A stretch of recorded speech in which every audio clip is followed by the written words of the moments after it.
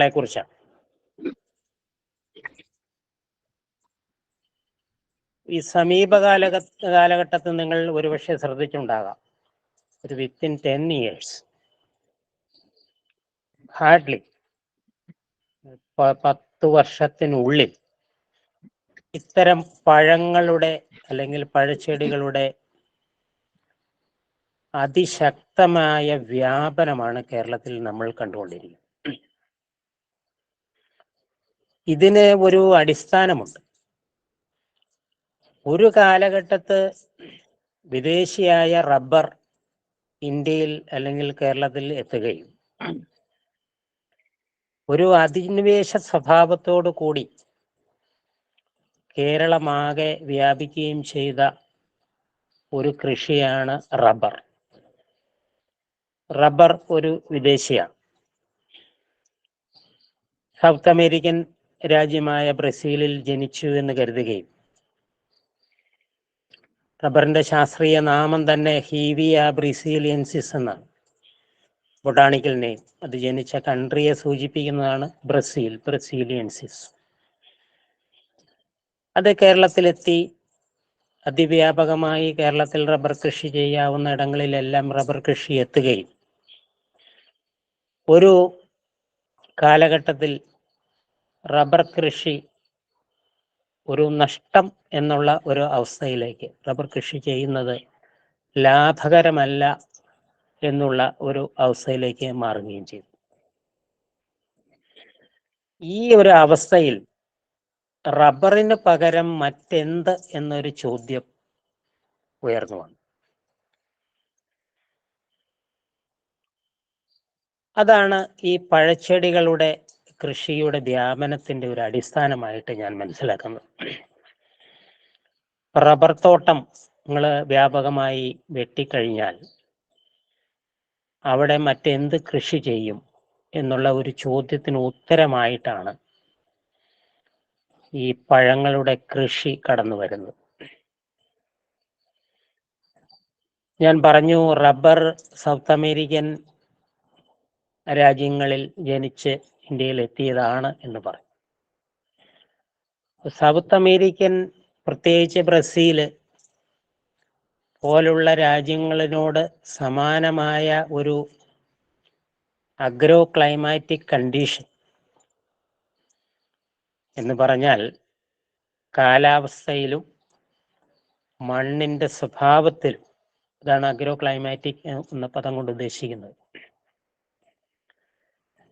സമാനമായ ഒരു agro climatic condition കേരളത്തിൽ ഉണ്ട്. അതുകൊണ്ടാണ് വിദേശിയായ റബ്ബർ ഇവിടെ വ്യാപകമായി വളരാൻ ഇടയായത്. നമുക്കറിയാം, ഒരു അധിനിവേശ സ്വഭാവം അത് കാണിച്ചു. കേരളത്തിൽ പരമ്പരാഗതമായിട്ട് കൃഷി ചെയ്തുകൊണ്ടിരുന്ന ഒട്ടേറെ വിളകളെ നീക്കിയതിന് ശേഷമാണ് റബ്ബർ കൃഷി വ്യാപിച്ചത്. നമുക്കറിയാം, കേരളത്തിന്റെ പേര് തന്നെ കേരളം, തെങ്ങിൽ നിന്നാണ് കേരളം എന്നൊരു പദം ഉണ്ടാകുന്നത്, കേരത്തിന്റെ നാട്. പക്ഷെ ഈ തെങ്ങും ഒരു വിദേശിയാണ്. കേരളത്തിൽ ജനിച്ച ഒരു ചെടി വൃക്ഷമല്ല തെങ്ങ്. തെങ്ങ് എന്ന് പറയുന്നത് കൃത്യമായിട്ട് ഏത് കൺട്രിയിലാണ് അതിന്റെ ഉത്ഭവം എന്ന് കൃത്യമായി നിശ്ചയിക്കപ്പെട്ടില്ല എങ്കിലും പോളിനേഷ്യൻ രാജ്യങ്ങളിൽ എവിടെയോ അല്ലെങ്കിൽ ഫിലിപ്പൈൻസിൽ എന്നുള്ള ഒരു നിഗമനത്തിലാണ് ഇരിക്കുന്നത്. പക്ഷേ വളരെ വർഷങ്ങൾക്ക് മുമ്പ് തന്നെ, നൂറ്റാണ്ടുകൾക്ക് മുമ്പ് തന്നെ തെങ്ങ് കേരളത്തിലെത്തുകയും കേരളത്തിൻ്റെതായ ഒരു വിളയായിട്ട് അത് പരിണമിക്കുകയും ചെയ്തു. അങ്ങനെ കേരളം എന്ന ഒരു പേര് ഉണ്ടായി. മാത്രമല്ല, കേരളത്തിൽ പരമ്പരാഗതമായിട്ടുണ്ടായിരുന്ന മറ്റ് പല വിളകളും റബ്ബർ മൂലം ഇല്ലാതായി. ഒരു ഏകവിള സമ്പ്രദായത്തിലേക്ക് റബ്ബർ കേരളത്തെ നയിച്ചു. കളിയാക്കിയാണെങ്കിലും കേരളത്തെ റബ്ബറളം എന്ന് പുനർനാമകരണം ചെയ്യണം എന്ന് തമാശ രൂപേണ പറയുന്ന ഒരു സാഹചര്യം ഇവിടെ ഉണ്ടായി. പ്രത്യേകിച്ച് കോട്ടയം ജില്ല, പത്തനംതിട്ട ജില്ല, ഇടുക്കി ജില്ലയിലെ ലോ റേഞ്ച് മേഖലകൾ, ഹൈ റേഞ്ച് മേഖലകളിലെ കുറേ ഭാഗങ്ങൾ, എറണാകുളം ജില്ല എന്ന് വേണ്ട ആലപ്പുഴ ജില്ല ഒഴികെ കേരളത്തിലെ എല്ലാ ജില്ലകളിലും വ്യാപകമായി റബ്ബർ കുഴിച്ചുവയ്ക്കപ്പെട്ട സാഹചര്യം ഉണ്ടായി. ക്രമേണ ആലപ്പുഴ ജില്ലയിലേക്കും റബ്ബർ കൃഷി വ്യാപിക്കുകയും ചെയ്തു. അങ്ങനെ ഇത് അല്ലാതെ വന്നപ്പോഴാണ് ഇതിന് പകരക്കാരനായിട്ട് കടന്നു വന്നത് അവരും വിദേശികളാണ് എന്നുള്ളതാണ് രസകരമായ ഒരു വസ്തുത. റബ്ബർ കേരളത്തിൻ്റെ തനതായ പല വിളകളെയും, ഫലവർഗങ്ങളുണ്ട്, അല്ലെങ്കിൽ നാണ്യവിളകളുണ്ട്, അങ്ങനെയുള്ള പല വിളകളെയും അതിൻ്റെ എക്സ്റ്റിങ്ഷന്റെ വക്കത്ത് കൊണ്ടെത്തിച്ചു.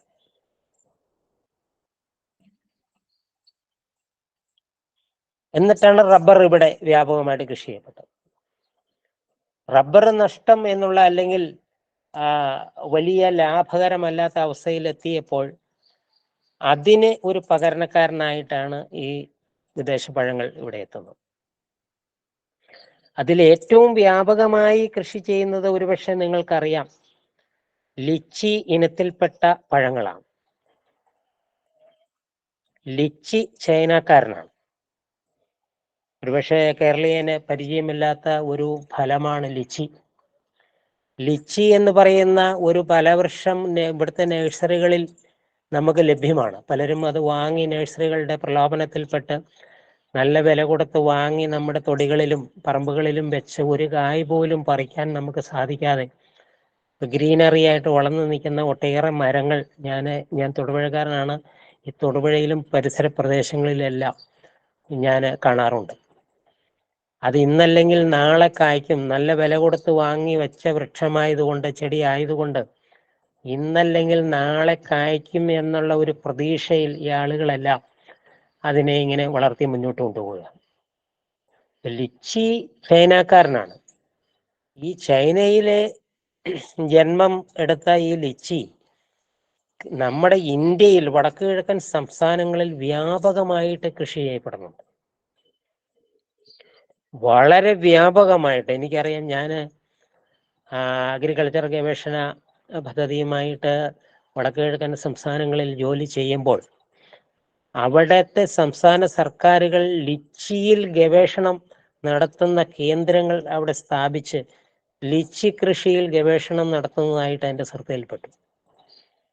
അത്ര ആദായകരമായിട്ട് നന്നായിട്ട് ലിച്ചി വടക്കു കിഴക്കൻ സംസ്ഥാനങ്ങളിൽ വളരും. അതിൻ്റെ പഴം വളരെ പോഷകമൂല്യമുള്ളതാണ്. അത് ഇന്ത്യയിൽ അല്ല കൂടുതൽ ഉപയോഗിക്കുന്നത്.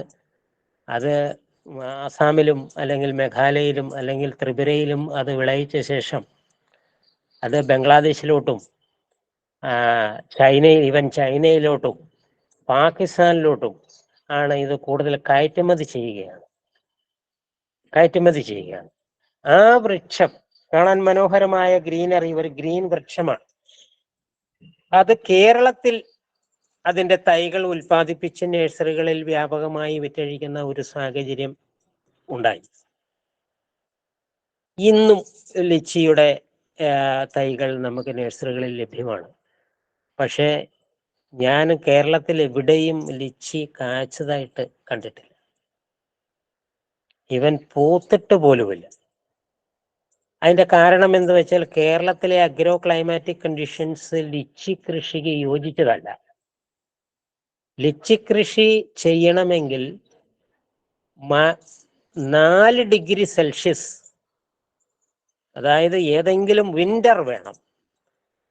4 ഡിഗ്രി സെൽഷ്യസിൽ താപനില എത്തിയതിന് ശേഷം പിന്നീട് താപനില ഉയർന്നു കഴിയുമ്പോൾ ആണ് ലിച്ചി പുഷ്പിക്കുന്നത്, അത് ഫലം തരുന്നത്. കേരളത്തിൽ അങ്ങനെ ഒരു സാഹചര്യമില്ല. 4 ഡിഗ്രി എന്ന് പറയുന്ന ഒരു അന്തരീക്ഷ ഊഷ്മാവ് നമുക്ക് സ്വപ്നം കാണുവാൻ പോലും നമുക്ക് പറ്റുകയില്ല. ഒരു 18 അല്ലെങ്കിൽ 20, 22 ഏറ്റവും താഴ്ന്നു വന്നിട്ടുണ്ടെങ്കിൽ, മൂന്നാറൊക്കെ പോവുകയാണെങ്കിൽ ഇതുണ്ടെങ്കിലും, പക്ഷേ നമ്മുടെ ഹൈ റേഞ്ചുകൾ ഒഴികെയുള്ള പ്രദേശങ്ങളിൽ 4 ഡിഗ്രി സെൽഷ്യസ് എന്ന് പറയുന്നത് നമുക്ക് ഒരു സ്വപ്നം കാണാൻ പോലും നമുക്ക് പറ്റുകയില്ല. അപ്പൊ കേരളത്തിലെ ഒരു അഗ്രോ ക്ലൈമാറ്റിക് കണ്ടീഷൻ നമ്മൾ സംസാരിക്കുകയാണെങ്കിൽ ലിച്ചി ചൈനൻസിസ് എന്ന ബൊട്ടാണിക്കൽ നെയിമിൽ അറിയപ്പെടുന്ന ലിച്ചി കേരളത്തിൽ നമുക്ക് വളർത്തുവാനായിട്ട് പറ്റുകയില്ല. നഴ്സറികളിലും മറ്റും ഇത് വിൽക്കുമ്പോൾ നമ്മളെ പ്രലോഭിപ്പിച്ച് അവർ തരാൻ ശ്രമിക്കുകയാണെങ്കിൽ നമുക്ക് അത് വാങ്ങാതിരിക്കുകയായിരിക്കും നല്ലത് എന്നാണ് എൻ്റെ അഭിപ്രായം. എന്നാൽ ലിച്ചിയുടെ അതേ കുടുംബത്തിൽപ്പെട്ട റംബുട്ടാൻ, പുലാസാൻ, ലോങ്കൻ എന്ന് പറയുന്ന ഒരു 3 ഫലവർഗങ്ങളുണ്ട്. ഈ 3ഉം ലിച്ചിയുടെ കുടുംബത്തിൽപ്പെട്ട പഴവർഗ്ഗങ്ങളാണ്. അതായത് അതേ മോർഫോളജിക്കൽ ക്യാരക്ടേഴ്സ് കാണിക്കുന്നു. ഏകദേശം അങ്ങനെ തന്നെയാണ്. ഒരു പുറന്തോട്, ആ പുറന്തോടിനകത്ത് ഇതിൻ്റെ ഫലം, അതിലൊരു കുരുവുണ്ട്. കുരുവിനെ ആവരണം ചെയ്ത് നിൽക്കുന്ന ഒരു മാംസള ഭാഗമാണ് ഭക്ഷ്യയോഗ്യമായി മാറുന്നത്. അപ്പൊ ഇതേ ക്ലാസ്സിൽപ്പെട്ട ഈ 3 പഴങ്ങൾ, അതിൽ 1ാം സ്ഥാനം നമുക്ക് കൊടുക്കാവുന്ന റംബുട്ടാൻ തന്നെയാണ്.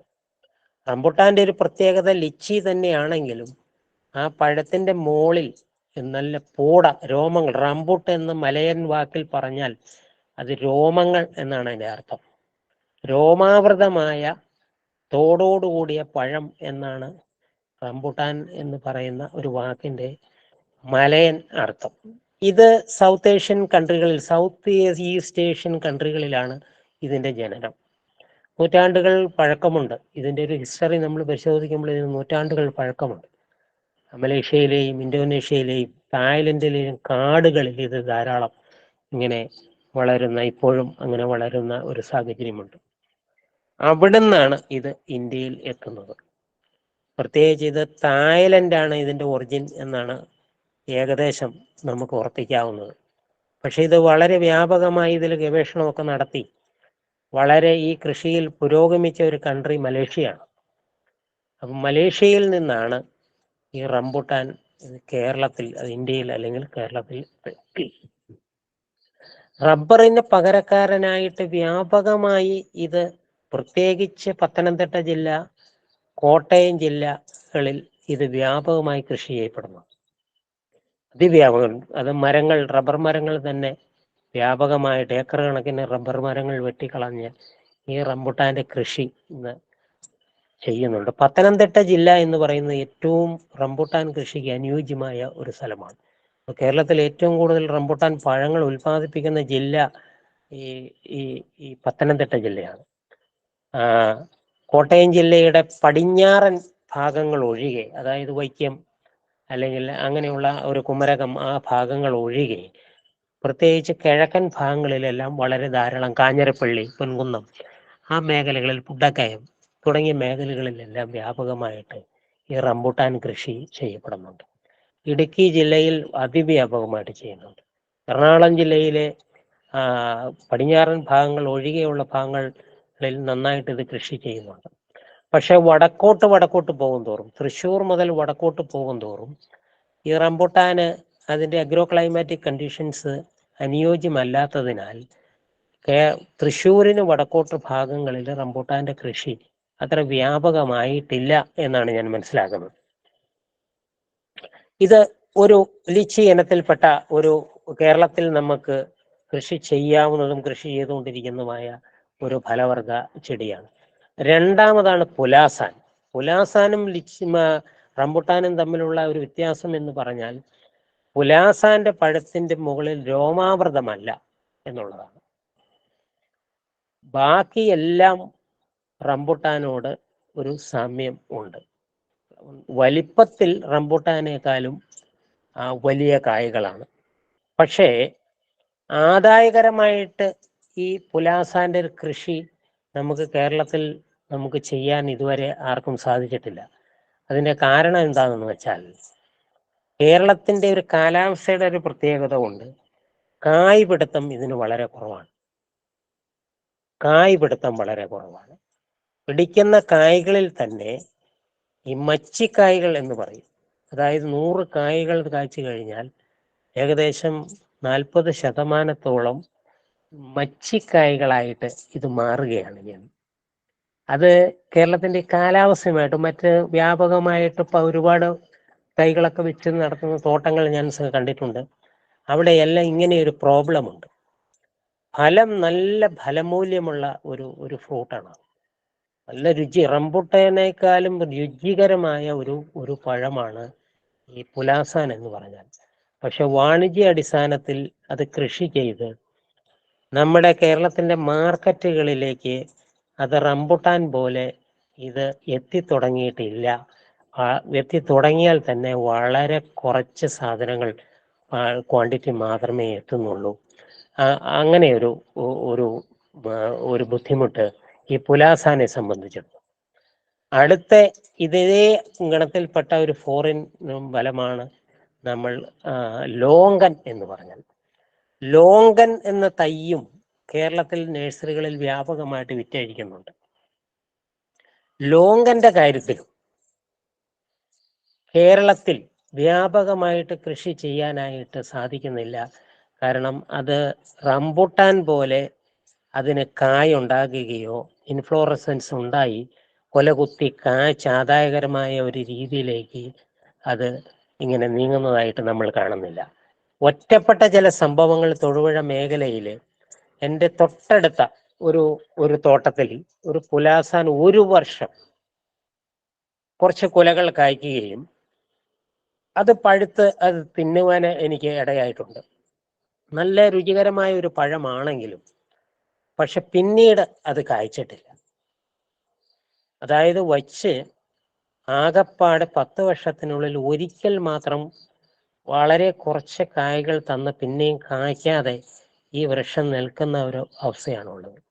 പക്ഷേ ഇതിൻ്റെ തൈകൾ നല്ല വിലയ്ക്ക് നഴ്സറികളിൽ വളരെ പ്രലോഭനങ്ങൾ നൽകി നമ്മുടെ നഴ്സറികളിൽ ഇത് ഇപ്പോഴും വിറ്റഴിക്കപ്പെടുന്നുണ്ട്. ഇതിനെ വളർത്തിക്കൊണ്ട് വരാൻ തന്നെ വലിയ ബുദ്ധിമുട്ടാണ്. കാരണം കാലാവസ്ഥ അതുപോലെ അനുയോജ്യമല്ലാത്തത് കൊണ്ട് ഇതിൻ്റെ ഗ്രോത്ത്, ഈ ചെടിയുടെ ഗ്രോത്തും അത്ര ഫാസ്റ്റ് അല്ല. ഇത് ഗ്രോത്ത് വന്ന ഒരു ഫുൾ വൃക്ഷമായിട്ട് ഇത് മാറിയാലും ഇത് കായ്കൾ നമുക്ക് ആദായകരമായ രീതിയിൽ ഇതിൻ്റെ കായ്കൾ നമുക്ക് കിട്ടുവാനായിട്ട് നമുക്ക് ബുദ്ധിമുട്ടുണ്ട്. അതുകൊണ്ട് തന്നെ കേരളത്തിലെ മാർക്കറ്റുകളിൽ ഈ പഴങ്ങൾ, അതായത് റംബുട്ടാൻ ഒഴികെ ഈ ലോങ്കനും പുലാസാനും നമുക്ക് വ്യാപകമായിട്ട് ലഭ്യമല്ല എന്നാണ് കാണുന്നത്. ഈ ഒരു 3 ക്ലാസ്സിൽ വെച്ച് നമ്മൾ റംബുട്ടാൻ കൃഷി റംബുട്ടാൻ വെക്കുന്നതാണ് കൂടുതൽ ഫലങ്ങൾ ലഭിക്കാനായിട്ട് നമ്മളെ സഹായിക്കുന്നത്. അപ്പോൾ ഇതൊരു തെരഞ്ഞെടുപ്പ്, നമുക്ക് ലിച്ചി ഇനത്തിൽപ്പെട്ട പഴങ്ങളുടെ ഒരു തെരഞ്ഞെടുപ്പ് ഒരാൾ നടത്തുകയാണെങ്കിൽ അതിൽ നമുക്ക് 1-ാം സ്ഥാനം ഈ റംബുട്ടാന് തന്നെ നമ്മൾ കൊടുക്കണം എന്നുള്ളതാണ് എൻ്റെ ഒരു അനുഭവത്തിൽ ഞാൻ നിങ്ങളുമായിട്ട് പങ്കുവയ്ക്കാൻ ഉദ്ദേശിക്കുന്നത്, എൻ്റെ ഒരു അനുഭവം പങ്കുവയ്ക്കാനായിട്ട് ഉദ്ദേശിക്കുന്നത്. മറ്റ് പഴങ്ങൾ നമ്മൾ നമുക്ക് പേരിന് 1-ഓ 2-ഓ നമുക്ക് സ്ഥല സൗകര്യം അനുസരിച്ച് നമുക്ക് പരീക്ഷിക്കാം എന്നുള്ളതല്ലാതെ ഒരു വാണിജ്യ അടിസ്ഥാനത്തിൽ ഒരു തൃപ്തികരമായിട്ട് ആദായം തരുന്ന ഒരു വിളയായിട്ട് നമുക്ക് അതിനെ കൃഷി ചെയ്ത് മാറ്റാൻ ബുദ്ധിമുട്ടുണ്ട് എന്നാണ് മനസ്സിലാക്കുന്നത്. അടുത്ത ഈ 3 ചെടികളും സൗത്ത് ഈസ്റ്റ് ഏഷ്യൻ കൺട്രിയിൽ നിന്നാണ് നമ്മുടെ കേരളത്തിൽ എത്തിയത് എന്നും കൂടി മനസ്സിലാക്കുക. ഇത് വിദേശ പഴങ്ങൾ തന്നെ. അടുത്തത് നമ്മുടെ ഒരു ക്ലാസ്സിൽ ഞാൻ നിങ്ങളോട് പറയാൻ ഉദ്ദേശിക്കുന്ന ഒരു പഴമാണ് മാംഗോസ്റ്റിൻ. പഴങ്ങളിലെ റാണി എന്നറിയപ്പെടുന്ന, പഴങ്ങളിലെ രാജാവ് എന്നറിയപ്പെടുന്നത് മാങ്ങയാണെങ്കിൽ പഴങ്ങളിലെ റാണി എന്നറിയപ്പെടുന്നത് മാംഗോസ്റ്റിനാണ്. ഈ മാംഗോസ്റ്റിൻ വളരെ നല്ല വിലയ്ക്ക് കേരളത്തിൽ അങ്ങോളം ഇങ്ങോളം, കാസർഗോഡ് മുതൽ നമ്മൾ തിരുവനന്തപുരം അല്ലെങ്കിൽ പാറശാല വരെ നമ്മൾ പോകുന്ന ഏത് നഴ്സറിയിലും 100 കണക്കിന് തൈകൾ ഇങ്ങനെ വിറ്റഴിക്കുന്നുണ്ട്. എവിടെ പോയാലും ധാരാളം തൈകൾ നമുക്ക് ഈ മാംഗോസ്റ്റിൻ്റെ തൈകൾ വിൽക്കുന്നത് നമുക്ക് കാണുവാനായിട്ട് പറ്റും. പക്ഷെ ഈ തൈകളെല്ലാം വിറ്റഴിക്കുന്നതെല്ലാം കൃത്യമായിട്ട് ഇത് ഉൽപാദനം തരികയാണെങ്കിൽ ഇന്ന് കേരളം മാംഗോസ്റ്റിൻ്റെ ഒരു കലവറയായിട്ട് മാറിയാണ്. പക്ഷെ അങ്ങനെ മാറുന്നില്ല. നമ്മുടെ മാർക്കറ്റിൽ പത്തനംതിട്ട, ഇടുക്കി അല്ലെങ്കിൽ കോട്ടയം ജില്ലകളിലാണ് ഇത് കൂടുതൽ അനുയോജ്യമായിട്ട് ഇത് വ്യാപകമായിട്ട് കൃഷി ചെയ്യുന്നതെങ്കിലും ഇത് മാർക്കറ്റിൽ ഈ പഴങ്ങൾ എൻ്റെ ലഭ്യത വളരെ കുറവാണ്. അതിന് പ്രധാന ഒരു കാരണമുണ്ട്. ഒന്ന്, മാംഗോസ്റ്റിൻ എന്ന ഒരു തൈ നമ്മൾ വെച്ച് കഴിഞ്ഞാൽ അത് ഫ്ലവർ ചെയ്യാൻ തന്നെ മിനിമം 8 വർഷമെടുക്കും. ഇത് നല്ല ഒരു ഒത്ത മരമായിട്ട് വളർന്ന് നമുക്ക് കുറച്ച് കായ്കൾ, ഒരു കൊട്ട പഴം നമുക്ക് പറിക്കേണ്ട ഒരു അവസ്ഥയിലേക്ക് നമുക്ക് എത്തണമെങ്കിൽ ഒരു 15 കൊല്ലം എടുക്കും. 8 വർഷം കൊണ്ട് ഇത് കായ്ക്കാൻ തുടങ്ങുമെങ്കിലും നമുക്ക് കിട്ടുന്നത് 1 2 അല്ലെങ്കിൽ 8 10 കായ്കായിരിക്കും. നമുക്കൊരു 5 കിലോ കായ് അല്ലെങ്കിൽ ഒരു 10 കിലോ കായ് ഒരു മരം തരുന്ന അവസ്ഥ നമ്മൾ സംജാതമാകണമെങ്കിൽ ഒരു 15 കൊല്ലം എങ്കിലും എടുക്കും. 2, ഒട്ടേറെ ജലാംശം ആവശ്യമുള്ള ഒരു വൃക്ഷമാണ് ഈ മാംഗോസ്റ്റിൻ. പെട്ടെന്ന് ഡ്രൗട്ട് ഇതിനെ ബാധിക്കും. അതായത് മഴക്കാലത്തും ഇടയ്ക്ക് വെയിൽ തെളിഞ്ഞാൽ നമ്മൾ മാംഗോസ്റ്റിൻ നനച്ചു കൊടുക്കണം, അല്ലെങ്കിൽ ഈ സാധനത്തിന്റെ ഇല കരിഞ്ഞു പോകും. ആ ഇല കരിഞ്ഞാൽ ഇതിന്റെ കായ്ഫലത്തെ ഇത് ബാധിക്കും. അതാണ് ഒന്നാമത്തെ കാര്യം. ഇതുപോലെ ഇറിഗേഷൻ, കോൺസ്റ്റന്റ് ഇറിഗേഷനും നല്ല ജൈവാംശവും ഇളക്കമുള്ള മണ്ണിൽ മാത്രമേ മാംഗോസ്റ്റിൻ എന്ന് പറയുന്ന ഒരു വിള വളർന്ന് അത് പുഷ്ടി പ്രാപിച്ച് അത് കായഫലത്തിലേക്ക് വരികയുള്ളൂ. രണ്ടാമത്തെ ഒരു പ്രശ്നം എന്ന് പറഞ്ഞാൽ ഇതിൻ്റെ ഇനോക്കുലേഷൻ പീരീഡ് ആണ്. എന്ന് പറഞ്ഞാൽ ഇത് കായ്ക്കാനായിട്ട് എടുക്കുന്ന സമയം വളരെ കൂടുതലാണ്. അതായത് നമ്മൾ അതീവ ശ്രദ്ധയോടുകൂടി നന്നായിട്ട് വളങ്ങൾ, ജൈവവളം ചെയ്ത് ഇറിഗേഷനുമായിട്ട് നമ്മൾ മുന്നോട്ട് പോയി കഴിഞ്ഞാൽ ഇത് ഇതിൻ്റെ പൂവിടുമ്പോഴത്തേനും ഒരു 7-8 വർഷമെടുക്കും. അത് 1 2 കായ്കൾ. എനിക്ക് 10-ലേറെ മരങ്ങൾ ഉണ്ട് മാംഗോസിൻ. ആദ്യം കായ്ച്ചപ്പോൾ എനിക്ക് ഒരു മരത്തിൽ നിന്ന് 4-5 കായ്കളാണ്. നന്നായിട്ട് വളർത്തിക്കൊണ്ട് വന്ന ചെടികളാണ്. ഇപ്പൊ വന്ന ഒരു മരത്തിൽ നിന്ന് നമുക്ക് ക്വാളിറ്റിയുള്ള ഒരു 4 കിലോ 5 കിലോ പഴമാണ് ഒരു വർഷം ലഭിക്കുന്നത്. ക്വാളിറ്റി ഉള്ളത്, ഞാനത് പറയാൻ കാരണമുണ്ട്. നമ്മൾ നല്ല വെജിറ്റേറ്റീവ് ഗ്രോത്തിൽ ഇതിനെ വളർത്തിയില്ലെങ്കിൽ ഇതിന്റെ കായ്കൾ തുടുപ്പില്ലാതെ പോകും. തുടുപ്പില്ലാത്ത കായ്കൾ മച്ചിക്കായ്കളാണ്. അത് നമുക്ക് ആഹരിക്കാൻ തിന്നുവാൻ കൊള്ളുകയില്ല. നമ്മളത് പൊട്ടിച്ച് കഴിയുമ്പോൾ അതിൻ്റെ അകത്ത് ഒരു മഞ്ഞ പശ പോലെ ഒരു ദ്രാവകത്തോടു കൂടി നമുക്ക് തിന്നാൻ പറ്റാത്തൊരവസ്ഥയിലുള്ള ഒരു സാഹചര്യമായിരിക്കും ഉള്ളത്. നന്നായിട്ട് ബൾജ് ചെയ്ത് ഉരുണ്ട് വലിപ്പമുള്ള കായ്കൾ പൊട്ടിച്ചാൽ മാത്രമേ നമുക്ക് തിന്നുവാനുള്ള പഴം അതിൻ്റെ അകത്തുനിന്ന് ലഭിക്കുകയുള്ളൂ. അതിന് ചെടിയുടെ ഹെൽത്ത് വളരെ ഇമ്പോർട്ടൻ്റ് ആണ്. ചെടിയെ നന്നായിട്ട് നല്ല വെജിറ്റേറ്റീവ് ഗ്രോത്തിൽ നിൽക്കുന്ന ചെടിയിലെ നല്ല തുടിപ്പുള്ള പഴങ്ങൾ നമുക്ക് ലഭിക്കുകയുള്ളൂ. ഏതെങ്കിലും ഒരു കാരണവശാൽ നമ്മുടെ കെയർ അല്പം ഇല്ലാതായാൽ ആ വർഷം കായ്ക്കുന്ന പഴങ്ങളിൽ നല്ലൊരു ശതമാനവും ഇതുപോലെ ഭക്ഷ്യയോഗ്യമല്ലാത്ത ഒരു അവസ്ഥയിലേക്ക് ഇത് മാറും എന്നുള്ളതാണ് ഇതിൻ്റെ ഒരു പ്രത്യേകത. അപ്പൊ ഇതിന്റെ കൃഷിയിൽ അതിമനോഹരമായ ഒരു ചെടിയാണ്. വളർന്നു നിൽക്കുന്ന കണ്ടിട്ടുണ്ടെങ്കിൽ ഇത്ര എവർ ഗ്രീൻ ആയിട്ടുള്ള ഒരു ചെടിയാണ്. അതായത് നമ്മുടെ കൊടംപുളിയുടെ അതായത് ഗർസീനിയ എന്ന് പറയുന്ന ഒരു ഫാമിലിയിൽപ്പെട്ട കൊടംപുളിയൊക്കെ ആ ഒരു ഫാമിലിയിലാണ് വരുന്നത്. തനി കൊടംപുളിക്ക് സമാനമായ ജാതി കൊടംപുളി ഇത്യാദി ആ ഒരു ചെടികളുടെ അതേ ഒരു സ്വഭാവത്തോടു കൂടി വളരുന്ന ഒരു ബലവൃക്ഷമാണ് ഈ മാംഗോസ്റ്റിൻ എന്ന് പറയുന്നത്. അതിരസകരമാണ്. വളർച്ചയെത്തിയൊരു മാംഗോസ്റ്റിൻ മരം കാണുവാനായിട്ട് നല്ലൊരു ഭംഗിയുണ്ട്.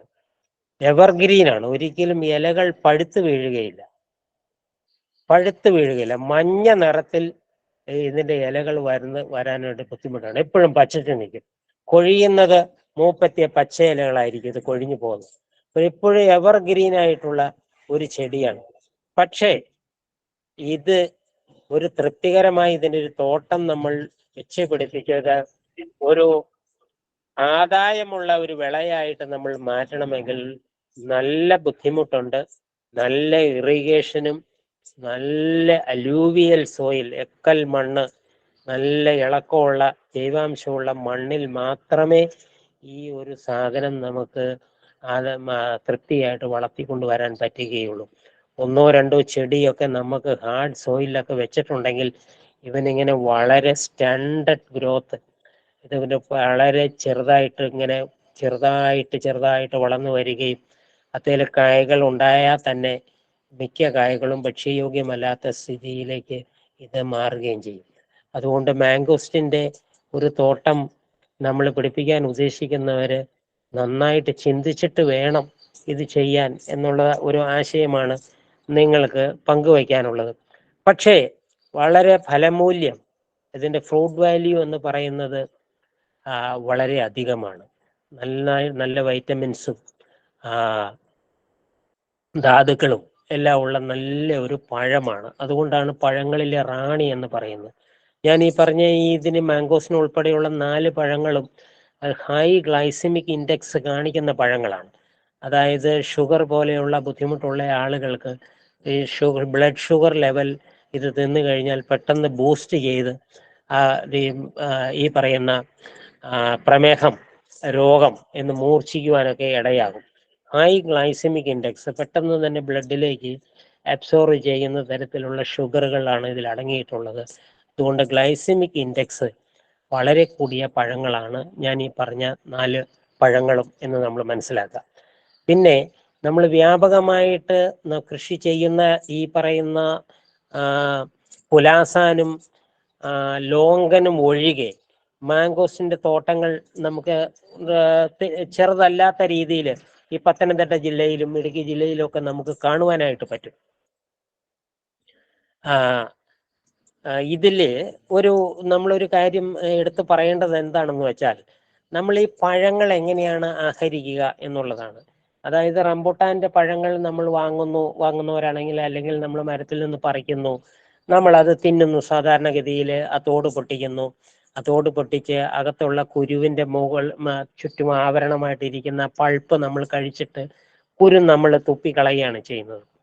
അപ്പൊ ഈ രീതി ഇതല്ലാതെ ഇത് ഹൈ പ്രോസസ്സിംഗ് സ്കോപ്പുള്ള 2 പഴങ്ങളാണ് ഈ മാംഗോസ്റ്റിനും ഈ റംബുട്ടാനും.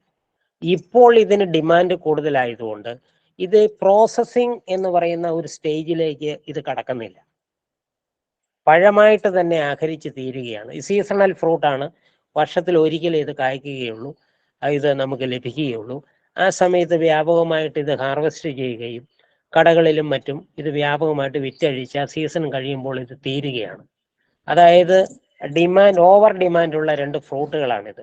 അതുകൊണ്ട് തന്നെ ഇത് പ്രോസസ്സ് ചെയ്യേണ്ട ഒരു അവസ്ഥയിലേക്ക് എത്തിയിട്ടില്ല. നമ്മൾ ഡിമാൻഡ് കുറയുകയും സപ്ലൈ കൂടുകയും ചെയ്യുമ്പോഴാണ് ഈ ഫ്രൂട്ട് നമുക്ക് എന്ത് ചെയ്യും എന്നുള്ള, അതൊക്കെ വാങ്ങാൻ ആളുകളില്ല, കൂടുതൽ പ്രൊഡക്ഷൻ ഉണ്ട്. അങ്ങനെ വരുമ്പോൾ ഇതിൻ്റെ പ്രോസസ്സിങ്ങിനെ കുറിച്ച് നമ്മൾ ചിന്തിക്കുന്നത്. പക്ഷേ ഈ കഴിഞ്ഞ ദിവസം ഞാൻ ഒരാളെ ഈ ഒരു റംബുട്ടാൻ കൃഷിയും മാംഗോസിൻ കൃഷിയും നന്നായിട്ട് ചെയ്യുന്ന ഒരാളെ ഞാൻ പരിചയപ്പെടുകയുണ്ടായി. അപ്പോൾ അദ്ദേഹം എന്നോട് പങ്കുവെച്ചത് എന്താണെന്ന് വെച്ചാൽ, വളരെ ക്വാളിറ്റിയുള്ള വൈൻസ് അദ്ദേഹം ഉണ്ടാക്കുകയാണ്. അത് മാംഗോസ്റ്റിൻ വൈന്, റംബുട്ടാൻ വൈൻ. രണ്ടാമത് അദ്ദേഹം ഈ റംബുട്ടാൻ ഉപയോഗിച്ച് പിക്കിൾസ്, പല ഫ്ലേവറിൽ പിക്കിൾസ് ഉണ്ടാക്കും, അയാൾ മാർക്കറ്റ് ചെയ്യുകയാണ്. അപ്പോൾ ഇതിൻ്റെ സാമ്പിൾസ് ഞാൻ കഴിക്കാനിടയായി. അപ്പോൾ എനിക്കത് തോന്നി, വളരെ ഹൈ ക്വാളിറ്റിയുള്ള പിക്കിളും ഈ റംബുട്ടാനിൽ നിന്നും വൈനും. മാംഗോസിന് നമ്മൾ പിക്കിളിങ്ങിന് ഇത് പറ്റില്ലെങ്കിലും ഈ മാംഗോസിൻ്റെ വൈന് വളരെ ഹൈ ക്വാളിറ്റിയുള്ള വൈനുകൾ, അതായത് പ്രോസസ്സിങ് സാധ്യതകളുള്ള ഈ പഴങ്ങളാണ് ഇവയെല്ലാം.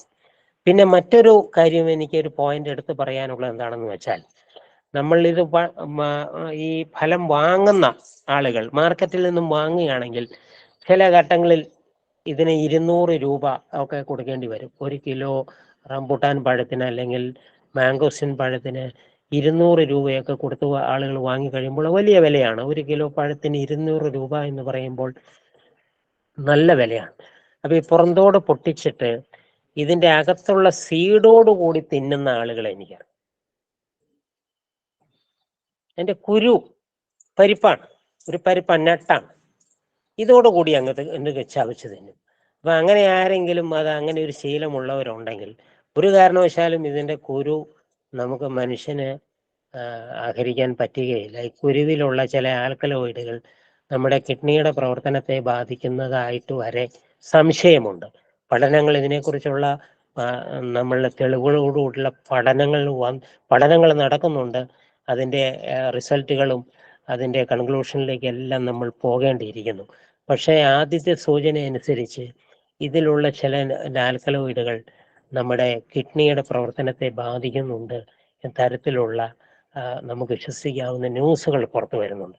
അപ്പോൾ ഇതിൻ്റെ കുരു എന്ന് പറയുന്ന ഒരിക്കലും നമുക്ക് അഹരിക്കാൻ പറ്റുകയില്ല. നമ്മൾ 200 രൂപയോ 300 രൂപ കൊടുത്ത് വാങ്ങിയാലും നമ്മൾ കുരു നമ്മൾ തിന്നിട്ട് ഉപേക്ഷിക്കണം എന്നുള്ള ഒരു മെസ്സേജ് കൂടി എനിക്ക് ഇതിൽ തരേണ്ടതുണ്ട്. അങ്ങനെ 4 പഴങ്ങൾ ഞാൻ പറഞ്ഞു. 5ാമത് ഒരു പഴം എനിക്ക് ഇതിൻ്റെ അകത്ത് നിങ്ങളോട് പങ്കുവയ്ക്കാനുള്ള ഒന്നാണ് അവക്കാഡോ ആണ്. അവക്കാഡോ, ഈ അവക്കാഡോ എന്നൊരു ഒരു പഴം കേരളീയരെ സംബന്ധിച്ചിടത്തോളം ഇത് ഒരു പുതിയ ഒരു ഫ്രൂട്ടാണ്, ഒരു പുതിയ ഫ്രൂട്ടാണ്. പക്ഷേ വളരെ പൗരാണിക പഴങ്ങളുടെ ലിസ്റ്റിൽ വരുന്ന ഒരു പഴമാണ് ഈ അവക്കാഡോ. ഇതിനെങ്ങാണ്ട് 5000-ത്തിലധികം വർഷത്തെ ചരിത്രമുണ്ടെന്നാണ് ഇതിൻ്റെ ഹിസ്റ്ററി നമ്മൾ പരിശോധിക്കുമ്പോൾ ഇപ്പോൾ മനസ്സിലാക്കാൻ സാധിക്കുന്നത്. അതുപോലെ ഏൻഷ്യൻ്റ്, അതായത് ഇതിൻ്റെ മെക്സിക്കോ, ഗ്വാട്ടിമാല ഇതുപോലെയുള്ള ഈ കൺട്രികളിലാണ് ഇതിൻ്റെ ഒറിജിൻ എന്നാണ് കാണാൻ സാധിക്കുന്നത്. 5000-ത്തിലധികം വർഷങ്ങൾക്ക് മുൻപ് തന്നെ ഇത്തരം സ്ഥലങ്ങളിൽ ഈ പഴം ഉണ്ടായിരുന്നതായും മനുഷ്യൻ ഇത് ആഹരിച്ചിരുന്നതായും ചരിത്രം പറയുന്നുണ്ട്.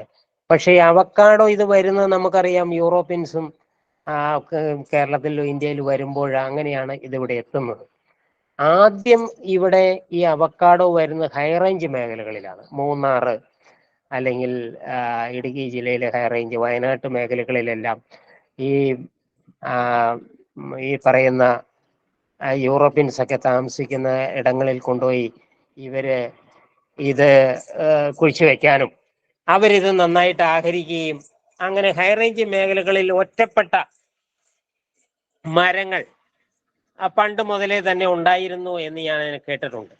പക്ഷെ ഈ സമീപകാലത്ത് അത് നമ്മുടെ കേരളത്തിന്റെ ലോ റേഞ്ച് മേഖലകളിലേക്കും ഇത് വ്യാപിച്ചു വരികയാണ്. ഇത് ഈ വിന്റർ ഇഷ്ടപ്പെടുന്ന ഒരു ചെടിയാണ് ഈ അവക്കാഡോ എന്ന് പറയുന്നത്. ഈ വിന്റർ ഉള്ള സ്ഥലത്ത് ഇത് ഫ്ലവർ ചെയ്ത് ഇത് കായ്കൾ ഉണ്ടാകുകയുള്ളൂ. പക്ഷേ ഇപ്പോഴത്തെ പുതിയ ഒരു ടെക്നിക്ക്, ഈ പറയുന്ന പ്രൊപ്പഗേഷൻ ടെക്നിക്കൊക്കെ വന്നു കഴിഞ്ഞപ്പോൾ ഇത് ബഡ്ഡിങ് എന്ന് പറയുന്ന ഒരു ബഡ്ഡിങ് വഴി ഈ കായ്ഫലം ഹൈറേഞ്ച് മേഖലകളിലും മറ്റും കായ്ക്കുന്ന ചെടികളുടെ മുകളം എടുത്ത് ബഡ് വഴി ടെക്നിക്ക് വഴി ഇതിനെ ബഡ് ചെയ്ത് അത് ലോ റേഞ്ചിൽ വെച്ച് ഇപ്പോൾ ലോ റേഞ്ച് മേഖലകളിലും നന്നായിട്ട് ഈ അവക്കാഡോ കായ്ക്കുവാൻ തുടങ്ങിയിട്ടുണ്ട്. ഇതിന്റെ പ്രൊപ്പഗേഷൻ നമ്മൾ ഇത് വയ്ക്കാൻ ഉദ്ദേശിക്കുന്നവര്, ഇതിന്റെ തൈകൾ വാങ്ങാൻ ഉദ്ദേശിക്കുന്നവർ ശ്രദ്ധിക്കേണ്ട ഒരു കാര്യം എന്ന് പറഞ്ഞാൽ ആപ്പ് ബഡ്ഡിങ് എന്ന് പറയും. ആപ്പ് പോലെ കായ്ക്കുന്ന തൈയുടെ മുകളം എടുത്ത് സ്റ്റോക്കിൽ ഇത് വെച്ച് പൊട്ടിച്ചെടുക്കുന്ന ഒരു രീതിയാണ് ഇത് ആപ്പ് ബഡ്ഡിങ് എന്ന് പറയുന്നത്. ബഡ്ഡിങ് എന്നൊക്കെ പറയും. അപ്പൊ അത്തരത്തിൽ ഗ്രാഫ്റ്റ് ചെയ്തെടുത്ത തൈകൾ വെച്ചാൽ മാത്രമേ ലോ റേഞ്ചിൽ ഇത് കായ്ക്കുവാൻ സാധ്യതയുള്ളൂ. അല്ലാതെ ഇതിന്റെ സീഡ് മുളപ്പിച്ച് സീഡ്ലിങ് തൈ നമ്മൾ കൊണ്ടുവച്ചാൽ ഇവിടെ ഒരിടത്തും ഇത് കായ്ക്കുന്നതായിട്ട് നമ്മൾ കാണുന്നില്ല. അപ്പൊ നേഴ്സറികളിലും മറ്റും പോയി അവക്കാഡോ നമ്മൾ വാങ്ങുമ്പോൾ വളരെ ശ്രദ്ധിക്കേണ്ട ഒരു കാര്യം, ഇതെങ്ങനെയാണ് ഇത് പ്രൊപ്പഗേറ്റ് ചെയ്തിരിക്കുന്നത്, ഇവരത് തൈ ഉൽപ്പാദിപ്പിച്ചിരിക്കുന്നത്. സീഡ്ലിംഗ് ആണെങ്കിൽ നിങ്ങൾ വാങ്ങുകയേ വേണ്ട. ഇതിന്റെ തൈ ആണെങ്കിൽ, ഇതിന്റെ ബഡ് ആണെങ്കിൽ, അല്ലെങ്കിൽ ഗ്രാഫ്റ്റ് ആണെങ്കിലും നമ്മൾ ശ്രദ്ധിക്കണം ഏത് ഗ്രാഫ്റ്റിംഗ് രീതിയിലൂടെയാണ്. സാധാരണ ബഡ് ചെയ്ത തൈകൾ അവൈലബിൾ ആണെങ്കിലും അത് ഉയർന്ന് പടർന്ന് വളരാൻ അതിനൊരു ബുദ്ധിമുട്ട് കാണിക്കുന്നുണ്ട്. പക്ഷേ ബഡ് പോലെയുള്ള ഒരു ടെക്നോളജിയിൽ ബഡ് ചെയ്യുകയാണെങ്കിൽ അത് നന്നായിട്ട് വളരുകയും ഇത് ഫ്ലവർ ചെയ്ത് പഴങ്ങൾ ഉൽപ്പാദിപ്പിക്കുകയും ചെയ്യുന്നുണ്ട്. ഇതിന്റെ പഴത്തിന്റെ ഒരു പ്രത്യേകതയുണ്ട്. നമ്മൾ എപ്പോഴും ഒരു ഫ്രൂട്ട് എന്ന് പറയുന്നത് എങ്ങനെയാണ്, അതിന് മധുരവും രുചിയും, ആവശ്യത്തിന് രുചിയും ഒക്കെ നമുക്ക് തിന്നുമ്പോൾ തന്നെ, ഒരു വാഴപ്പഴം തിന്നുമ്പോൾ ടേസ്റ്റ്, ഇതിന് നല്ല മധുരമാണ്, ടേസ്റ്റ് ഉണ്ട്. അല്ലെങ്കിൽ നമ്മൾ റംബുട്ടാൻ തന്നെ മധുരം, ഒരു ടേസ്റ്റ് ഉണ്ട്. പക്ഷേ അവക്കാഡോ അങ്ങനെ ഒരു പഴമല്ല. അവക്കാഡോ എന്ന് പറയുന്നത് നമ്മൾ ഇത് അതിൻ്റെ പുറന്തോട് പൊട്ടിച്ച് നമ്മൾ കഴിയുമ്പോൾ വലിയ കുരുവിനെ പൊതിഞ്ഞ് ഒരു മാംസള ഭാഗത്തോടു കൂടിയുള്ള ഒരു ഒരു ഫലത്തെയാണ് നമുക്ക് കാണാൻ സാധിക്കുന്നത്. അതിൻ്റെ കുരു വളരെ വലിപ്പമുള്ള ഒരു സാധനമാണ്. ആ കുരുവിനെ പൊതിഞ്ഞിരിക്കുന്ന മാംസള ഭാഗമാണ് നമ്മൾ ആഹരിക്കുന്നത്. അത് നമ്മൾ ആഹരിക്കാൻ ശ്രമിക്കുമ്പോൾ സാധാരണഗതിയിൽ അതിൻ്റെ രുചി നമുക്ക് ഇഷ്ടപ്പെടാൻ സാധ്യതയില്ല. അതിന് മധുരമില്ല, രുചിയുമില്ല, ഒരു ആകർഷകമായ രുചിയും അതിനില്ല. അപ്പൊ ഇതെങ്ങനെയാണ് നമ്മൾ ആഹരിക്കുക? അങ്ങനെ ഒരു പ്രശ്നമുണ്ട്. സാധാരണ ഞാൻ പറഞ്ഞു റംബൂട്ടാനിന്റെ തോട് പൊട്ടിച്ച് വായിലിട്ട് നമുക്ക് രുചിയാണെന്ന് നമ്മളത് ആഗ്രഹിക്കും, അതിന്റെ കുരു നമ്മളെ ഉപേക്ഷിക്കും, ഇതാണ്. പക്ഷെ അവക്കാടേക്ക് നമുക്കത് പറ്റില്ല, വലിയ ആന കുരുവാണ്. പഴത്തിന്റെ ഏതാണ്ട് 50% കൂടുതലും അതിന്റെ സീഡിന്റെ വലിപ്പമാണ്. അതിനെ പൊതിഞ്ഞിരിക്കുന്ന ഈ ഫ്ലഷ് നമ്മളെ ആഹരിക്കുന്നതിന് ഒരു രീതിയുണ്ട്. അങ്ങനെ തന്നെ ആഹരിക്കാനായിട്ട് ആ രുചി ഇഷ്ടപ്പെടുന്നവർക്ക് അങ്ങനെ കഴിക്കാം എന്നുള്ളതല്ലാതെ, അല്ലാത്തവർക്ക് ഈ സാധനം നമ്മൾ വല്ല ഷെയ്ക്കോ അല്ലെങ്കിൽ വല്ല ജ്യൂസോ അതിന് ഫ്ലേവറൊക്കെ ചേർത്ത് ഇതിന് കഴിക്കാൻ പറ്റുകയുള്ളൂ. പക്ഷെ ഇത് നല്ല ഫ്രൂട്ടിന്റെ ക്ലാസ്സിൽ പെടുന്ന നല്ല ഫ്രൂട്ട് വാല്യൂ ഉള്ള ഒരു പഴമാണ്. ഇതിന്റെ കാരണം എന്നാന്ന് വെച്ചാൽ, നമ്മുടെ പഴങ്ങളിൽ ഏറ്റവും കൂടുതൽ നാച്ചുറൽ ഫാറ്റ്, കൊഴുപ്പ് അടങ്ങിയിരിക്കുന്ന പഴമാണ് ഈ അവക്കാഡോ. അതുകൊണ്ട് തന്നെ ഇതിന്റെ കലോറി വാല്യൂ വളരെ കൂടുതലാണ്. അതായത് നല്ല എനർജിയും നല്ല ആരോഗ്യവും നമ്മളത് കഴിച്ചിട്ടുണ്ടെങ്കിൽ നമുക്ക് അതിൽ സാച്ചുറേറ്റഡ് ഫാറ്റ്സ് ഉണ്ട്, അൺസാച്ചുറേറ്റഡ് ഫാറ്റ്സ് ഉണ്ട്. അങ്ങനെ സാച്ചുറേറ്റഡ് ഫാറ്റ്സിൻ്റെയും അൺസാച്ചുറേറ്റഡ് ഫാറ്റ്സിൻ്റെയും ഒരു നാച്ചുറൽ ഒറിജിൻ എന്നുള്ള നിലയിലാണ് ഈ അവക്കാഡോ അറിയപ്പെടുന്നത്. അതുകൊണ്ട് തന്നെ നല്ല വിലയുമുണ്ട്, മാർക്കറ്റിൽ നല്ല വിലയുമുണ്ട്. ഇപ്പോൾ ഈ തൊടുപുഴ ഭാഗത്ത് അത് 1 കിലോയ്ക്ക് 300 രൂപയ്ക്കാണ് വിറ്റഴിക്കപ്പെടുന്നത്. ചില ഘട്ടങ്ങളിൽ നല്ല പ്രൊഡക്ഷൻ സമയത്ത് അത് 200 രൂപയിലേക്ക് താഴ്ന്നതായിട്ട് കണ്ടിട്ടുണ്ട്. അതിൽ താഴെ പോയി ഞാൻ ഇതുവരെ ശ്രദ്ധിച്ചിട്ടില്ല. നമ്മൾ വീബഡ് തൈകൾ നമ്മൾ വാങ്ങി നമ്മൾ വെക്കുകയാണെങ്കിൽ നല്ലൊരു പരിചരണം നമുക്ക് നമ്മൾ നന്നായിട്ട് ഇറിഗേറ്റ് ഒക്കെ ചെയ്ത് ഒക്കെ വെക്കുകയാണെങ്കിൽ 2-3 വർഷത്തിനുള്ളിൽ ഇത് പുഷ്പിച്ച് ഇത് കായ്ക്കുവാനായിട്ട് തുടങ്ങും. ഇത് നല്ല വിലയും ഇപ്പം കിട്ടുന്നുണ്ട്. ഇത് കുറവാണ് ഇതിൻ്റെ പ്രൊഡക്ഷൻ, അതുകൊണ്ടായിരിക്കും ഇത്രയും വില നിൽക്കുന്നതെന്ന് എനിക്ക് തോന്നുന്നു. എങ്കിലും നല്ല കലോറി മൂല്യമുള്ളതും ഉള്ള ഒരു പഴമാണ്. ഒരു പഴമായിട്ട് ഇതിനെ നമുക്ക് ആഹരിക്കാൻ ബുദ്ധിമുട്ടാണ്. അതുകൊണ്ട് തന്നെ ഈ പഴത്തെ വവ്വാലുകൾ, ഫ്രൂട്ട് ബാറ്റുകളൊന്നും ഇതിനെ ആക്രമിക്കാറില്ല. ഈ സാധനം നമുക്ക് കൃത്യമായിട്ട് നമുക്ക് വളർത്തിയിട്ടുണ്ടെങ്കിൽ നമുക്ക് തന്നെ പറിച്ചെടുക്കാം. മറ്റു പല പഴങ്ങളും നമ്മൾ ഈ വാവലുകൾ പോലുള്ള ഫ്രൂട്ട് ബാറ്റുകൾ അല്ലെങ്കിൽ ചെറു മൃഗങ്ങൾ, വന്യജീവികളൊക്കെ ഇത് കൊണ്ടുപോകും. അവക്കാഡോയ്ക്ക് അങ്ങനെ ഒരു ശല്യമുള്ളതായിട്ട് ഞാൻ ഇതുവരെ കേട്ടിട്ടില്ല. കാരണം ഒരിക്കലും വാവിലത്തെ കൊത്തി കഴിഞ്ഞാൽ പിന്നെ കൊത്തുവാൻ അത് ആഗ്രഹിക്കില്ല. അതിൻ്റെ കാരണം എന്ന് വെച്ചാൽ അതിൻ്റെ രുചി അതുപോലെയുള്ള സാധനമാണ്. പക്ഷെ നല്ല ഒരു നമുക്ക് പ്രോസസ്സ് ചെയ്ത് കഴിക്കാവുന്ന നല്ലൊരു ഫ്രൂട്ടാണ്. നമ്മുടെ ജ്യൂസ് കടകളിലൊക്കെ ഇപ്പം നമുക്ക് അവക്കാഡോ ജ്യൂസ് അല്ലെങ്കിൽ അവക്കാഡോ ഷേക്ക് എന്നൊക്കെ പറഞ്ഞപ്പോൾ കൊടുക്കുന്നുണ്ട്. അത് തന്നെയാണ് കൊടുക്കുന്നതെന്ന് എനിക്ക് അറിഞ്ഞുകൂടാ. ഏതായാലും നമ്മൾ ഈ ഫ്രൂട്ട് ഷോപ്പുകളിലൊക്കെ കാണുമ്പോൾ അവരുടെ ലിസ്റ്റിൽ ഇങ്ങനെ ഒരു പദം കൂടി നമുക്ക് കാണുവാൻ പറ്റും. നമ്മൾ ഉത്സാഹിച്ചാൽ നമുക്ക് കേരളത്തിൽ എവിടെയും നമുക്ക് വളർത്തുവാൻ പറ്റും. തൈകൾ തിരഞ്ഞെടുക്കുന്നവരെ സംബന്ധിച്ചിടത്തോളം ഞാൻ നിങ്ങൾക്കൊരു സൂചന തന്നു. അത് ആപ്പ് ബഡ് ചെയ്തതാണോ എന്ന് നോക്കുക. മറ്റു തൈകളൊന്നും നിങ്ങൾ അക്സെപ്റ്റ് ചെയ്യാതിരിക്കുന്നതായിരിക്കും നല്ലത്. കൂടുതൽ നിങ്ങൾക്ക് ഈ പ്ലാറ്റ്ഫോമിൽ ആരെങ്കിലും ഉണ്ടെങ്കിൽ നിങ്ങളുടെ അനുഭവം നിങ്ങൾക്ക് ഷെയർ ചെയ്യാവുന്നതാണ്. ഞാൻ ഒരു പേഴ്സണൽ ഇൻട്രസ്റ്റിൽ 2 എണ്ണം വളർത്തുന്നുണ്ട്. ഫ്ലവർ ചെയ്തു, അത്യാവശ്യം കായകൾ തരുന്ന ഒരു അവസ്ഥയിലെത്തി. ഈ പറയുന്ന ബഡ് തന്നെ തിരഞ്ഞെടുത്ത് ഞാൻ വെച്ചതാണ്. ഒരു എവർഗ്രീൻ ഒരു വൃക്ഷമാണ്. ഒരു മിഡിൽ സൈസാണ്. വളരെ ഭംഗിയുണ്ട് കാണാൻ. നമ്മുടെ വീടിന് ചുറ്റും ഒക്കെ നമുക്ക് വെച്ച് പിടിപ്പിക്കാവുന്ന ഒരു സംഭവമാണ്. പക്ഷെ നമ്മൾ ഒരു മിനിമം പ്രോസസ്സിംഗ് ഒക്കെ നടത്തിയിട്ട് വേണം നമുക്ക് ഇതിനെ കഴിക്കാൻ. അങ്ങനെ തന്നെ ആഹരിക്കാൻ നമുക്ക് സാധിക്കുകയില്ല. പച്ച നിറമായിരിക്കും, പഴുക്കുമ്പോൾ ഒരു ഇളം ബ്രൗണിലേക്ക് മാറും. ഇളം ബ്രൗണ് തുടങ്ങുമ്പോൾ തന്നെ നമുക്കത് പറിച്ചെടുക്കണം, നമുക്ക് ആഹരിക്കാം. ഒരുപാട് നമുക്ക് വലിയ ഷെൽഫ് ലൈഫൊന്നും ഈ ഫ്രൂട്ട്സിനില്ല. നമുക്ക് പറിച്ചു കഴിഞ്ഞാൽ 1-2 ദിവസത്തിനകം നമ്മൾ ആഹരിക്കണം, അല്ലെങ്കിൽ ചീച്ചിൽ വന്ന് ഈ സാധനം പോയിരിക്കും. ഏതായാലും നല്ല വിലയുള്ള ഒരു പഴമാണ്, നല്ല വാല്യൂ ഉണ്ട് എന്ന് നിങ്ങൾ മനസ്സിലാക്കും. എനിക്ക് ഈ കൂടെ ഞാനൊരു 10 ചെടികളെയാണ് പരിചയപ്പെടുത്താൻ ഉദ്ദേശിക്കുന്നത്. ഒട്ടേറെ ചെടികളുണ്ട്. നമുക്ക് സമയത്തിന്റെ ബുദ്ധിമുട്ടൊക്കെ ഉള്ള കാരണം ഞാനൊരു 10 ചെടികൾ പറഞ്ഞത് നിർത്തും, ബാക്കി നിങ്ങൾക്ക് ഷെയർ ചെയ്യാം. അടുത്തത് അബിയുവ, സൗത്ത് അമേരിക്കൻ ഒറിജിനൽ, ബ്രസീലിൽ നിന്നും കേരളത്തിലെത്തിയ, ഇന്ത്യയിലെത്തിയ ഒരു സാധനമാണ് അബിയു എന്ന് പറയുന്നത്. അബിയുവിനെ കുറിച്ച് ഞാൻ പറയുമ്പോൾ സപ്പോട്ടയുടെ ഫാമിലിയാണ്. സപ്പോട്ടയോട് സാമ്യമുണ്ട്.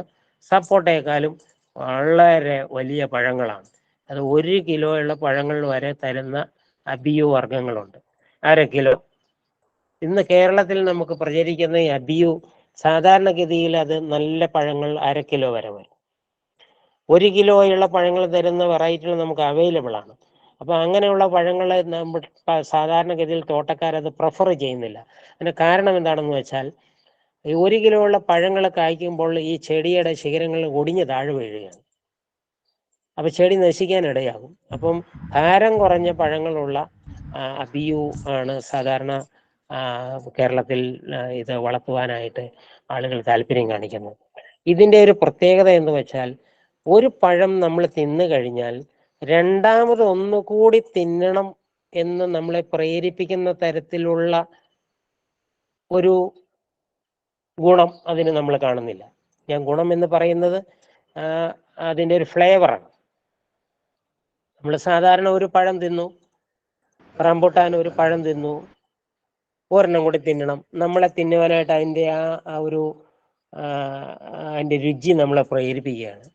അത്തരത്തിലുള്ള നമ്മളെ വീണ്ടും വീണ്ടും തിന്നാനായിട്ട് പ്രേരിപ്പിക്കുന്ന ഒരു ഫ്രൂട്ട് അല്ല അബിയു എന്നാണ് എൻ്റെ ഒരു അഭിപ്രായം. പക്ഷേ കായ്ച്ച് കിടക്കണ കണ്ടാൽ നമുക്ക് കൊതി തോന്നും. ആപ്പിൾ പോലെയാണ്.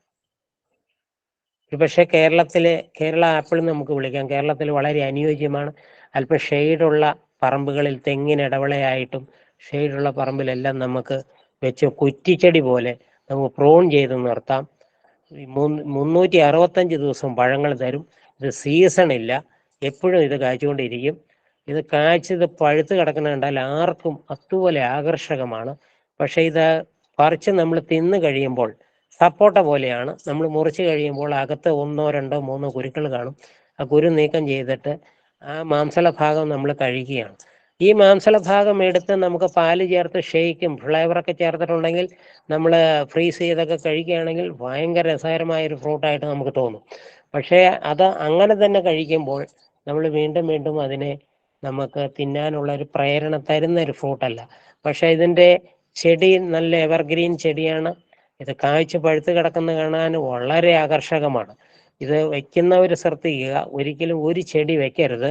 ഇതിൽ മെയിൽ ഫ്ലവറുകൾ കുറവാണ്.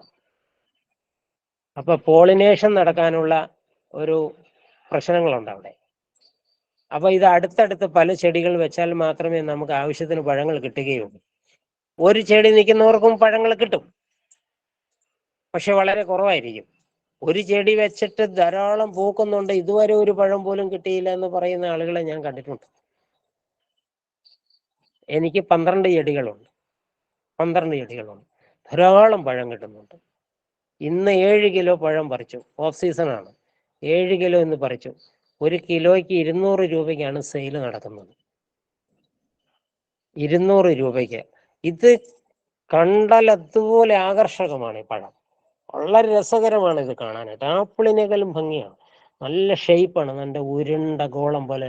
1/2 കിലോ 400 ഗ്രാമത്തിൽ കുറഞ്ഞ പഴങ്ങളില്ല. 2 പഴം നോക്കി ഒരു 200 രൂപ.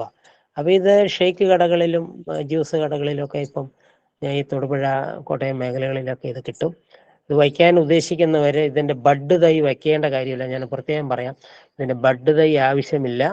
ഇതിൻ്റെ സീഡ്ലിങ് കുരുമുളപ്പിച്ച തൈ മതി. ബഡ് തൈ എന്നും പറഞ്ഞ് ആരെങ്കിലും അത് വാങ്ങി വെക്കേണ്ട കാര്യമില്ല. ഇതിൻ്റെ സീഡ്ലിങ് വാങ്ങി വെച്ചാൽ മതി. നന്നായിട്ട് സംരക്ഷിക്കുകയാണെങ്കിൽ ഫസ്റ്റ് ഇയറിൽ തന്നെ കാ കിട്ടും. അതാണ് രസം. ഫസ്റ്റ് ഇയറിൽ തന്നെ 11th മന്തിൽ എൻ്റെ ചെടികളൊക്കെ പൂത്തായിട്ട് ഞാൻ ഓർക്കുന്നുണ്ട്.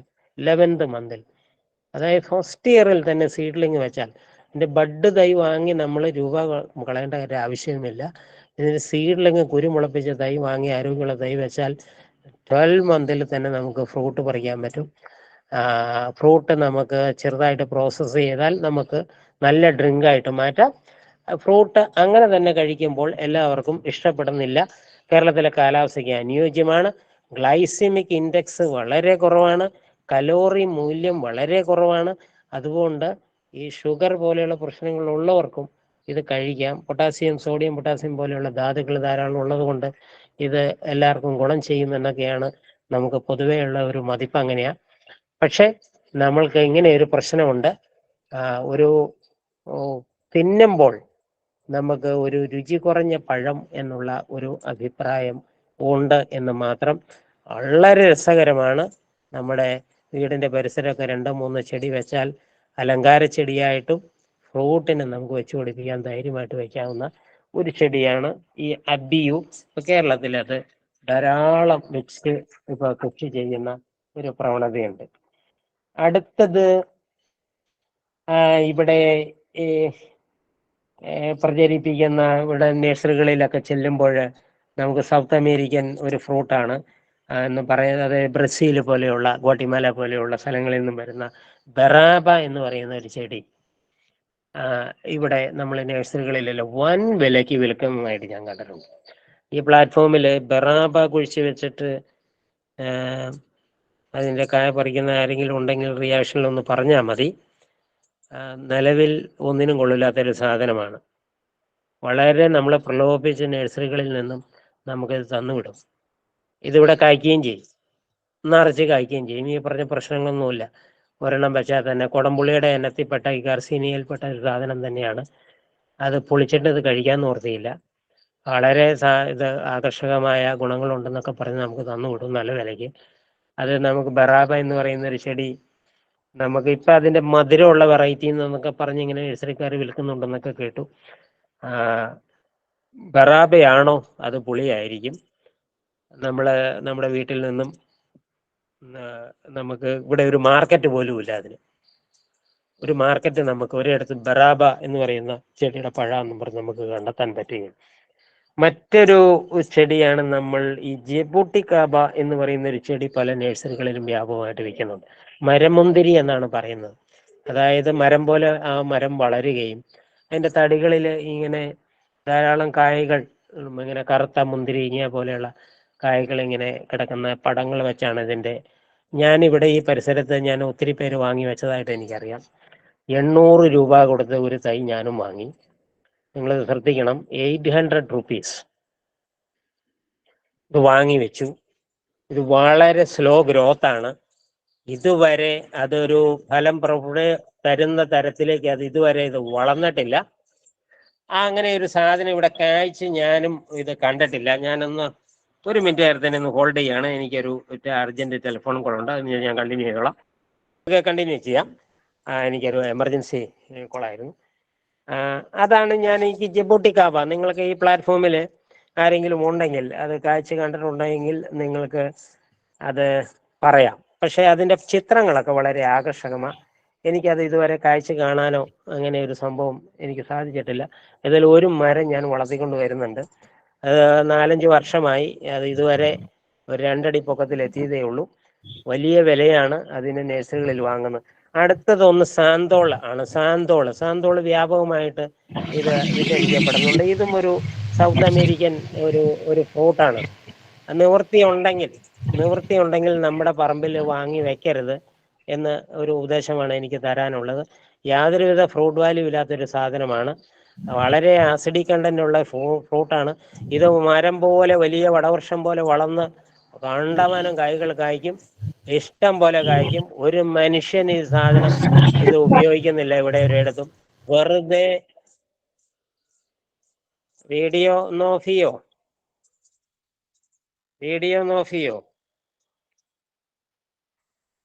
ഇത് ഈ സാധനം ധാരാളം ഇവിടെ ഇത് നമുക്ക് കായ്ക്കാൻ തുടങ്ങിയിട്ടുണ്ട്. വലിയ വൃക്ഷം കാണാനായിട്ട് നല്ല രസമാണ്. വളരെ നമ്മുടെ കാലാവസ്ഥയ്ക്ക് അനുയോജ്യമാണ്. വലിയ വൃക്ഷമായിട്ട് അത് വളരും, ധാരാളം കായ്കൾ തരും. പക്ഷേ യാതൊരുവിധ പ്രയോജനവുമില്ല. ഇത് അത്യാവശ്യക്കാർക്ക് ഈ കായ്കൾ മുറിച്ച് അതിൻ്റെ അകത്തുനിന്ന് ഒരു പൾപ്പ് എടുത്ത ശേഷം വല്ല പഞ്ചസാരയൊക്കെ ഇട്ടിട്ട് വേണമെങ്കിൽ കുറച്ച് തിന്നാമെന്നുള്ളതല്ലാതെ ഇതിന് മാർക്കറ്റിൽ ഒരു ഫ്രൂട്ട് വാല്യൂയോ അല്ലെങ്കിൽ ആസച്ച് ഇതിന് യാതൊരു ഗുണമില്ലാത്തൊരു സാധനമായിട്ടാണ് ഇതിന് വിലയിരുത്തപ്പെടുന്നത്. ഇത് ഈ ഭാഗങ്ങളിലൊക്കെ ആദ്യ കാലഘട്ടത്തിൽ കാശ് കൊടുത്ത് വാങ്ങിയിട്ട് വെച്ചവരെല്ലാം വെട്ടിക്കൊണ്ടിരിക്കുക, പറമ്പിൽ നിന്നും വെട്ടി നീക്കി കളയുകയാണ് ഈ സാന്തോൾ എന്ന് പറയുന്ന ഒരു സാധനം. അടുത്ത ഒരു സാധനമാണ് നമുക്ക് ദുരിയാൻ എന്ന് പറയുന്ന ഒരു സാധനം. ധാരാളം മിത്തുകൾ ആ പഴത്തിൻ്റെ പേരിൽ നമ്മൾ കേൾക്കുന്നുണ്ട്. ദുരിയാൻ തിന്നിട്ടുണ്ടെങ്കിൽ അങ്ങനെയാണ് ഇങ്ങനെയാണ് പല സംഭവങ്ങളാണ്. ഞാൻ ഈ ഭാഗത്ത് ഒരിടത്തും ദുരിയാൻ ഇത് കാച്ചതായിട്ട് കാണുവാനുള്ള ഭാഗ്യം എനിക്കുണ്ടായിട്ടില്ല. ഒരു വർഷം ഞാൻ പേരിന് വെച്ച് ഇങ്ങനെ വളർത്തിക്കൊണ്ടൊക്കെ വന്ന് വലിയ കാര്യമായിട്ടൊക്കെ നോക്കിയിട്ട് ഇതുവരെ ഇത് കായ്ച്ചിട്ടില്ല.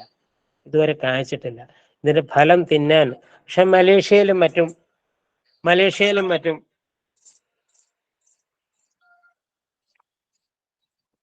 ഇത് പല കൺട്രീസിലും ഇത് മാർക്കറ്റിൽ വലിയൊരു മാർക്കറ്റ് ഉണ്ട് എന്നൊക്കെ വായിക്കുവാനിടയായിട്ടുണ്ടെന്നുള്ളതല്ലാതെ കേരളത്തിൽ ഇത് ഒരു വിളയായിട്ട് അത് ഉയർന്നു വരാൻ ഒരു സാധ്യത ഇതിന് കാണുന്നില്ല. വെച്ചവർ തന്നെ ഇത് കഷ്ടപ്പെടുകയാണെന്നാണ് എൻ്റെ ഒരു അറിവ്. അടുത്ത ഒരു പഴം കൂടി ഞാനിത് ബ്രസീലിയൻ ഒറിജിനായ അച്ചാചേരു എന്ന് പറയുന്ന ഒരു സംഭവമാണ്. അതും ഇതും നമ്മുടെ നഴ്സറികളിൽ ഗാർസീനിയ ഇനത്തിൽപ്പെട്ട ഈ കുടംപുളിയുടെ വർഗത്തിൽപ്പെട്ട ഒരു സാധനം തന്നെയാണിത്.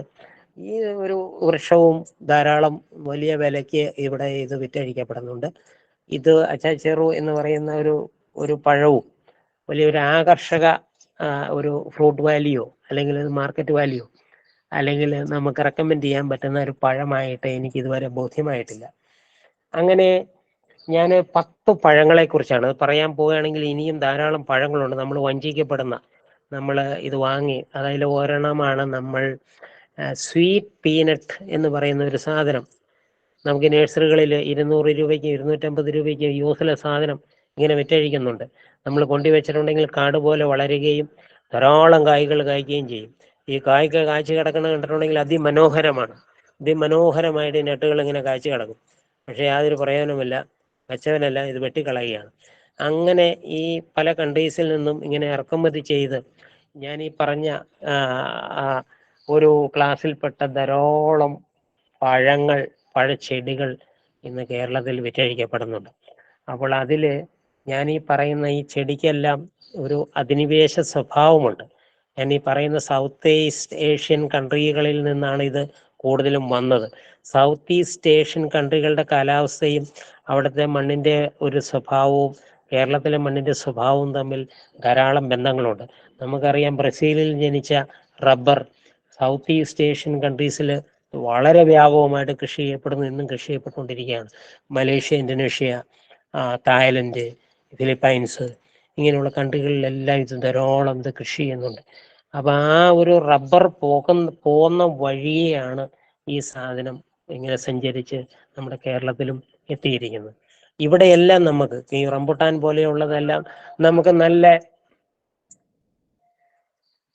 ഞാനേ ഒരു സെമിനാറിലാണ്, ഞാൻ കുറച്ച് കഴിഞ്ഞിട്ട് ഫ്രീ ആവുള്ളൂ. ഇതില് ഈ പറയുന്ന ഒരു അധിനിവേശ സ്വഭാവം കാരണം നമ്മുടെ തനതായ വിളകളെയെല്ലാം നിഷ്കാസനം ചെയ്തുകൊണ്ടാണ് ഇത്തരം വിളകൾ ഇവിടെ ഇങ്ങനെ വ്യാപകമായി കൊണ്ടിരിക്കുന്നത്. അപ്പൊ ഇത് നമുക്ക് ആദായം തരും, ഇതിന് രുചിയുണ്ട്, ഇത് നമുക്ക് കൃഷി ചെയ്യുവാൻ എളുപ്പമാണ്. ഇതെല്ലാം നമ്മളൊരു വസ്തുത നമുക്കൊരു ഭാഗത്ത് നിൽക്കുമ്പോൾ തന്നെ നമ്മൾ ഇത് വയ്ക്കുമ്പോൾ ഇതിൻ്റെ ഒരു ഏകവിള സ്വഭാവം ഇതിനുമുണ്ട്. നമ്മൾ റബ്ബറിൽ ആരോപിക്കപ്പെടുന്ന റംബുട്ടാൻ വയ്ക്കുന്ന തോട്ടങ്ങളിൽ അത് എസ്റ്റാബ്ലിഷ് ചെയ്ത് കഴിഞ്ഞിട്ടുണ്ടെങ്കിൽ വേറെ ഒന്നും അവിടെ സാധ്യമല്ല. അതിൻ്റെ ശൈശവ കാലഘട്ടത്തൊക്കെ നമുക്ക് ചെറിയ ഇടവിളകളൊക്കെ ചെയ്യാമെന്നുള്ളതല്ലാതെ once it is established we cannot plant any other crops in the plantation എന്നാണ് നമുക്ക് അതിനൊരു അധിനിവേശ സ്വഭാവമുണ്ട്. ഒരു ഒരു ഒരു ഏകവിള ഒരു സ്വഭാവം ഇതിന് എല്ലാമുണ്ട്. പിന്നെ മാംഗോസ്റ്റൻ ഞാൻ പറഞ്ഞു, ഈ വിളകൾക്കെല്ലാം നമ്മളിത് എസ്റ്റാബ്ലിഷ് ചെയ്ത് കഴിഞ്ഞിട്ടുണ്ടെങ്കിൽ ഇതിൻ്റെ അടുത്ത് മറ്റു വിളകൾ ഒന്നും നമുക്ക് കൃഷി വയ്ക്കാനായിട്ട് ഇത് പറ്റുകയില്ല. ഇത് വ്യാപകമാകുന്നതോടുകൂടി ഈ കേരളത്തിൽ നിന്ന് അപ്രത്യക്ഷമാകുന്ന നമ്മുടെ തനത് വിളകൾ, ഞാൻ അതിന് ഒരു ഉദാഹരണം കൂടി, കേരളത്തിൽ വളരെ വ്യാപകമായിട്ട് വളരുന്ന പ്ലാവിൻ്റെ ഒരു ഇനം ആണ് എന്താണ് വിയറ്റ്നാം എന്ന വിയറ്റ്നാം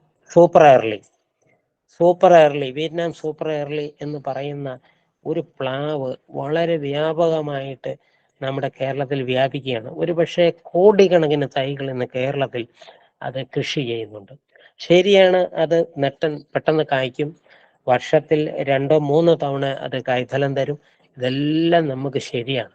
പക്ഷെ ഇതോടൊപ്പം അത് കൃഷി ചെയ്യുന്നതിനോടൊപ്പം നമ്മുടെ കേരളത്തിൽ വളരെ രുചികരവും വളരെ രസകരമായ പ്ലാവിനങ്ങളുണ്ട്. അതെല്ലാം അപ്രത്യക്ഷമായി കൊണ്ടിരിക്കുകയാണ്. അതുപോലെ ഒരു പ്ലാവിൻ്റെയും കൂടെ കാര്യം പറഞ്ഞിട്ട് ഞാൻ ഈ ഒരു ചർച്ച ഞാനിവിടെ നിങ്ങൾക്കായി വിട്ടു തരികയാണ്.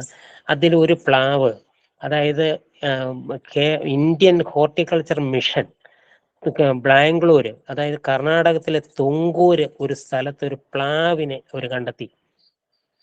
അതൊരു സിദ്ധു എന്ന് പറയുന്ന, നിങ്ങൾ കേട്ടിട്ടുണ്ടായിരിക്കും. സിന്ദൂർ അല്ല, സിദ്ധു ഒരാളുടെ പേരാണ്. സിദ്ധു എന്ന് പറയുന്ന ഒരു ബ്രാഹ്മിന്റെ തൊടിയിലെ ഒരു പ്ലാവാണ്, ഒരു മുത്തശ്ശി പ്ലാവാണ്. ആ ഗവേഷകരത് കണ്ടെത്തി.